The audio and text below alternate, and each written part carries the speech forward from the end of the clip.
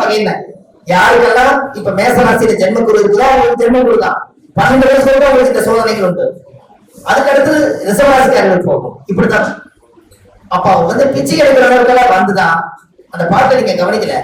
ஈசனா ரூபத்திலே தலைவர்கள் பிச்சை எடுத்தது என்ன?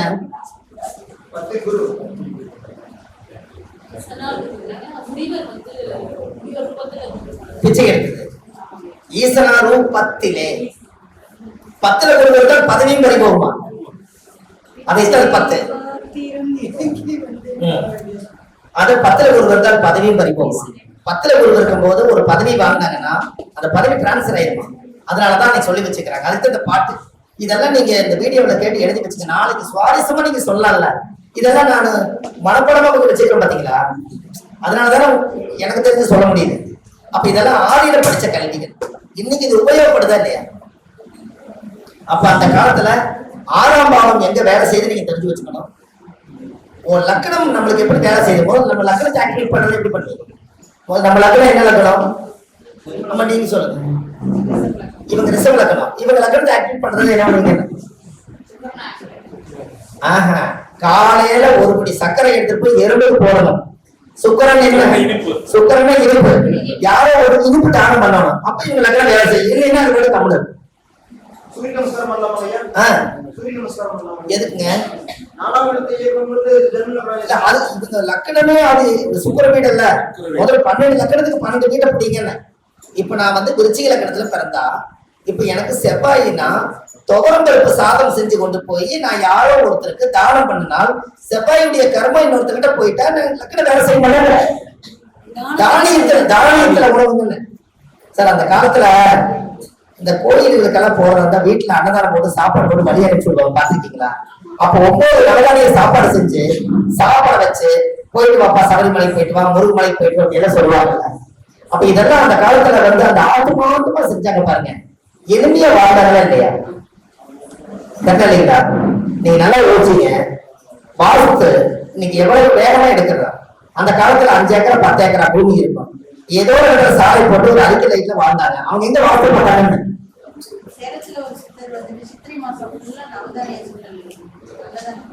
என்னங்கம்மா? சரி,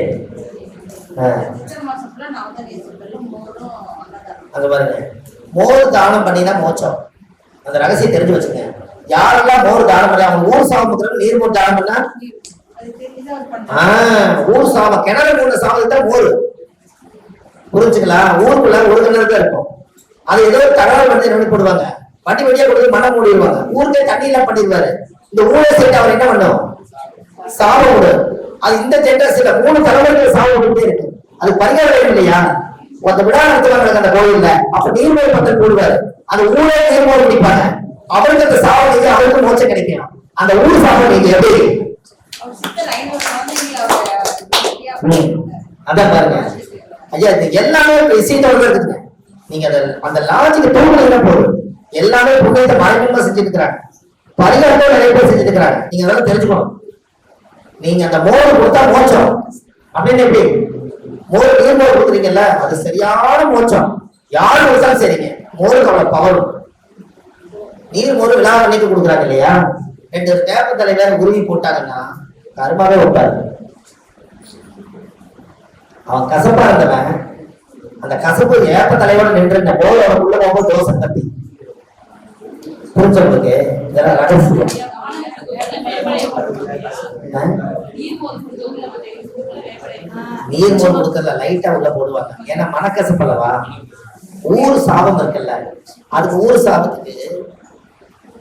சாபத்துக்கு கோயில் மணி வெங்கட் சிவன் கோயில்ல மணி வெங்கட் விடுங்க. அடிச்சா ஊரே கேட்குமா? எல்லாரும் ஐயோ கடவுளுக்கு வழிபாடு பண்றாங்க, கழிவுறை அனைத்தல் இதுத்தல் இப்படி ஒழுக்கமா. அப்ப அந்த ஓசை கேட்கும் போது இவங்க ஒழுங்காக்குறாங்க. எதோ பேசிட்டு இருப்பாங்க, பூஜை நடத்த சுத்தம் அப்படிம்பாங்க. அது காரணம் மணி தானே. அப்ப ஊர் சாபம் நீங்க இருங்க. ஒண்ணு காதோசை, இல்லைன்னா வயிற்றுக்கு இதெல்லாம் செய்யும். அது நவதானிய சாப்பாடு. ஜோசியா கரெக்டா யாரா இருந்தாலும் ஒரு நாளைக்கு நவதானியத்துல சாப்பாடு செஞ்சு வருஷத்துல ஒரு நாளாவது இல்லாத ஏழையில கூட்டிட்டு வந்து நவதானிய சாப்பாடு இடையில வச்சு அதுக்கப்புறம் சாம்பார் ரசம் எல்லாம் போட்டுருங்க. நவதானிய சோறுன்னு ஒண்ணு ஆக்கி 9 கிரகத்தை நீங்க ஆக்டிவேட் பண்ணி அவங்க சாப்பிட வச்சிருங்க. 9 கிரகம் நம்மளுக்கு வேலை செய்யும். பக்கரா நீசா எதுவும் இல்லை. நீங்க இப்ப நவதானிய லட்டு கூட சில கடையில நலன் கூடையில கூட வெளியிட்டாங்க. நவதானிய லட்டுன்னு 9 தானியம் எல்லாம் போட்டு பரட்டி நவதானிய லட்டு போட்டு விட்டாங்க இப்பெல்லாம். ஆனா நவதானிய சாப்பாடு நீங்க போட்டு இன்னொரு உங்களுக்கு ஒரு ரகசியம் சொல்றேன். நீங்க பொங்கல் வைக்கிறதுக்கு குழந்தைங்க போவீங்கல்ல, பொங்கல் ஒரு பொங்கல் வைங்க. என்ன பொங்கல் வைப்பீங்க? ஒரு கோழிக்கு ஒரு பொங்கல் வைப்பீங்க குலதெய்வத்துக்கு. இன்னொரு பொங்கல் நவதானிய பொங்கலை வச்சு குலதெய்வத்துக்கு படைச்சிட்டீங்கனாலே 5ஆம் பாவம் கூறு பண்ணி வேலை செய்யுங்க. எப்படி பரிகாரம் பிறகு பார்த்தீங்கன்னா 5ஆம் பாவம் தான் குலதெய்வம், முன்னோர்களுடைய தோஷம் தான் நம்ம ஜாதகத்துல இருக்குது. அப்ப குலதெய்வத்துக்கு போய் குலதெய்வத்துக்கு மட்டும் பொங்கல் வச்சீங்கன்னா 5ஆம் பாவத்துக்கு மட்டும் பொங்கல் வைக்கிறீங்க. நான் என்ன கறேன்னா 9 நவகிரகத்துக்கு 9 தானியத்தை போட்டு பொங்கல் வச்சு சாமிக்கு தடுத்து போட்டு பிரபஞ்சத்துக்கு படைச்சிட்டீங்கன்னா உங்க ஜாதகம் 9 கிரகம் வேலை செய்யல. இதெல்லாம் சொல்றவங்களுக்கும் நீங்க சொல்லலாம், நீங்களும் செஞ்சு பார்த்துட்டு நீங்களும் சொல்லலாம். அந்த சின்ன சின்ன பரிகாரம் தான். இவ்வளவு பரிகாரம் இத்தனை காலம் எங்க போச்சுன்னு ஒரு குழப்பம் இருக்கா இல்லையா? அதனாலதான் ஆதிகால பரிகாரம் வச்ச சரிங்களா பேரு. எல்லா பக்கம் 5 மீட்டிங் ஐங்கரன் ஐயாவுடைய முதல் சேலம் அவர் தான் ஆரம்பிச்சாரு. அவர் சிவகுமார் ஐயா. இன்னும் நான் முகத்தவே பாக்குறீங்க. ஒரு டைம் மாநாட்டுக்கு வந்தாரு, அவரை பத்தி எனக்கு தெரியல. அவருடைய ஆசீர்வாதம் அவர் எங்க இருந்தாலும் நல்லா இருக்கணும். முதல்ல எனக்கு அங்கதான் ஆதிகால பரிகாரத்தை நம்ம அருண் பிரகாஷ் ஐயா ஆரம்பிச்சாரு. அங்க முடிச்சுட்டு நம்ம வெங்கடேஸ்வர ஐயா நாமக்கல்ல ஆரம்பிச்சு கொடுத்தாரு. 3வது நம்ம தோல்நல சங்கத்துல அது கோயம்புத்தூர்ல ஆதிகால அங்க 50 பரிகாரம், இங்க 50, இங்க 50. 4வது இங்க நம்ம ஈரோடுல ஒரு பரிகாரம். அவங்க 200 பரிகாரம் கொடுத்துருக்கேன். 1330 பரிகாரம் கொண்டு வரலாமா முடியாது சொல்லுங்க. அது புக்கா படிச்சு ஒரு கையில வந்துட்டா, இத்தனை சொற்களும் எழுத்து வடிவமா வந்துட்டா இன்னும் கொஞ்சம் கம்பீரமா இருப்பீங்கல்ல. இதை ஒண்ணு சொல்றது கொஞ்சம் கஷ்டம் இருந்தாலும் சேர்த்து உங்க கையில் வந்துட்டா எவ்வளவு பெரிய பொக்கிஷம். இந்த பாருங்க அடுக்கடுக்கா கொண்டு போறாங்க. நான் தயாரா இதெல்லாம் கூப்பிடுறாங்க. இது ஒரு சில பேர்த்துகளுக்கு நீங்க எல்லாம் கொஞ்சம் இவங்க தகவல் அம்மா கொடுத்தாங்கன்னா முடிஞ்சா வாங்க. ஒரு சில இடத்துல ஒரு பரிகாரம் பிறக்கும், ஒரு சில இடத்துல முடிஞ்சா வாங்க. அங்க இருக்கிற மனிதர்களுக்கு தகுந்த மாதிரி அங்க பழகுவாங்க, பேசுவாங்க. இருந்தாலும் நம்மளோட ஏரியா சைடுகள் எல்லாம் இருக்கிறவங்க எல்லாருமே ஆதிகால பரிகாரத்தை யூஸ் பண்ணி எங்க போனாலும் ஜாதகம் பார்க்க போனேன். அவங்க காசு பண்ண கூட இல்ல, நிறைய எளிமையான பரிகாரம் அம்மா சொன்னாங்க. உண்மையாலுமே ரொம்ப நல்லா இருக்கு. நீயும் போய் ஜாதகம் பாரு, நீயும் 4 பரிகாரம் எழுதி கொடுப்பாங்க, வாங்கிட்டு பாரு சொல்றதுக்கு சரகம் இருக்கணும் இல்லைங்களா? அப்ப நல்லதுதானே. அப்ப எப்படி எல்லாம் இதை நம்ம அனுபவிச்சு பார்க்க முடியுங்கிற விஷயம் இதுல வருதா இல்லைங்களா? ஒரு குழந்தைக்கு தொட்டில் கட்டி போடுறது கூட பரிகாரமா வேலை செய்யணுமா? கல்லுப்பும் மருதாணி தலைப்பும் 2 ஒன்னா சேர்த்து நீங்க மேல மான் கொம்புல கட்டி விட்டீங்கன்னா அந்த குழந்தைக்கு டீசன்ட் வளரும். கல்லுப்பும் விதை கிடைக்கிறீங்க தலை. புரியுதுங்களா? நீங்க உங்களுக்கு ஒரு தெரியுமா, இந்த செவ்வாய் தோசை நிவர்த்தி பண்றதுக்கு பரிகாரம் பண்றதுக்கு என்கிட்ட காசு இல்லைங்க, எனக்கு ஏதாவது செவ்வாய் தோசை நிவர்த்தி ஆகணும், அதுக்கு ஏதாவது ஒரு சொல்லுங்க அப்படின்னா உங்களுக்கு செவ்வாய் தோசை 8லயோ 7லயோ இருக்குதுன்னு வச்சுக்கோங்களேன். அவங்கள 7 நாளைக்கு மருதாணி அரைச்சு இன்னொருத்தர் பச்சை விடுறது, இவங்களை அரைக்க சொல்லுங்க, பச்சை விடுறது இன்னொருத்தர் பச்சை விடுங்க. 7 நாளைக்கு யாருக்குன்னா பச்சை விடுங்க.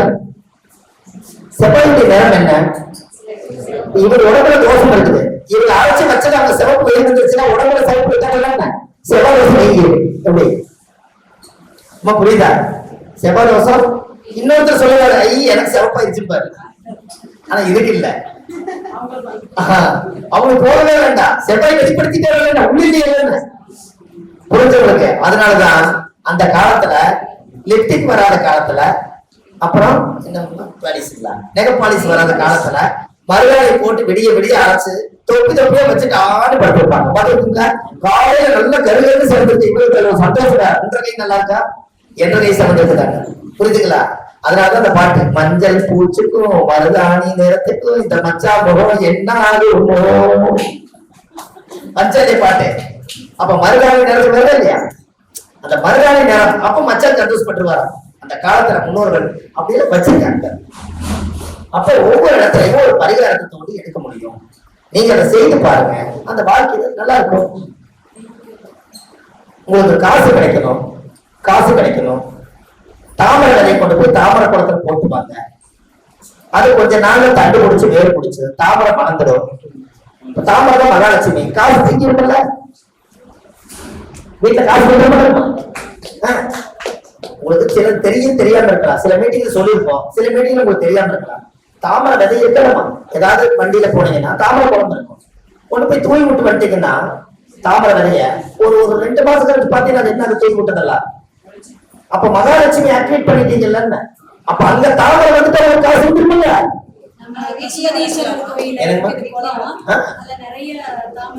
இருக்குது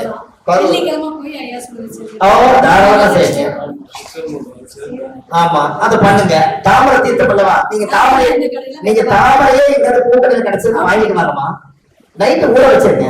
எசன்ஸ் இருக்கும்ல, அது காலையில தாமரை தீர்த்தமா போறீங்க. உங்களுக்கு மகாலட்சுமி நோட்டை கீழே போட்டு கை தட்டுறாங்க. என்ன சொல்லுங்க?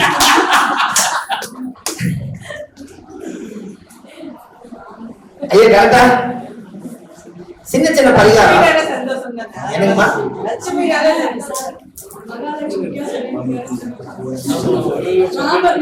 இன்னைக்கு சந்திரன் பெண் ராசியில் தான் போகுது. கண்கள் கூட இப்படித்தான் போகுது. என்னங்க சந்திரன் என்ன ராசியில் போறாரு? இல்ல என்ன ராசி அது? ஆண் பெண் ராசியில் என்ன அது? டைரக்ஷன் எப்படி திருப்பது கடவுளை? 10க்கு எண்ணிக்கை எவ்வளவு? இந்த பக்கம் தானே. அப்ப ஆளுங்கட்சி இல்லப்பா பயங்கரமா போகுது. எல்லாமே ஒரு கணக்கு தாங்க. நீங்க என்னங்க 17 பேர் இருக்காங்களா இதுல? என்னங்க பாக்கலாம். என்னங்க காலையில சொன்ன மாதிரி இல்லைங்களா? சரிங்க.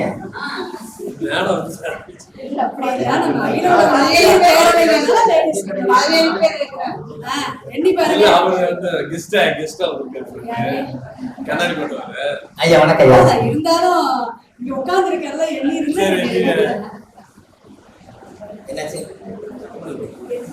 எத்தனை பேர் இருக்காங்கம்மா? 17 பேர் இருக்காங்க. இன்னைக்கு கேட்ட நட்சத்திரம், இன்னைக்கு புதன் திசை. 17 பேர்த்த கொண்டு வந்து கிரகம் கரெக்டா உட்கார வச்சிருச்சா? இதுக்கு ஒரு நன்றி சொல்லுங்களேன். நான் பார்த்தா 17 தாண்டாக்குமான்னா பாருங்க இருக்கா? இதுதான் ஜாதகம். நீங்க தில்லை இறங்குனீங்கன்னா